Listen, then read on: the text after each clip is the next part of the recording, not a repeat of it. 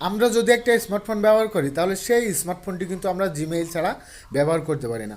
অনেক সময় কিন্তু আমরা গুগল ড্রাইভে আমাদের পার্সোনাল ছবি, পার্সোনাল ডিটেলসগুলো রেখে দিই।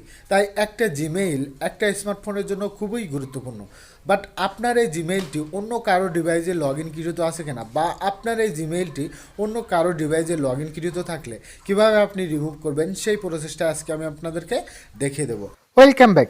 তো শুরুতে আপনাদের স্মার্টফোনের জিমেইল অ্যাপটিতে চলে আসবেন। দেন ডান সাইডের কোনায় আপনার জিমেইলের একটা লোগো দেওয়া থাকবে, এখানে ট্যাপ করে দিবেন। তারপরে এখান থেকে গুগল অ্যাকাউন্টে ট্যাপ করে দিবেন। দেন এখান থেকে ডান সাইডে একটু স্ক্রল করলেই দেখতে পারবেন সিকিউরিটি একটা অপশন রয়েছে, এখানে ট্যাপ করে দিবেন।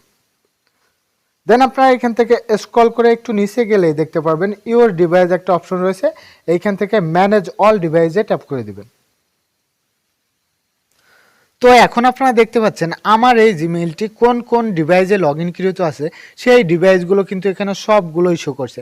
সো আপনাদের জিমেইলটি যদি অন্য কারো ডিভাইসে লগ ইন কৃত থাকে তাহলে সেই ডিভাইস থেকে আপনি আপনার জিমেইলটি কিভাবে রিমুভ করবেন, এটার জন্য এখান থেকে অ্যারো বাটনে ট্যাপ করে দিবেন।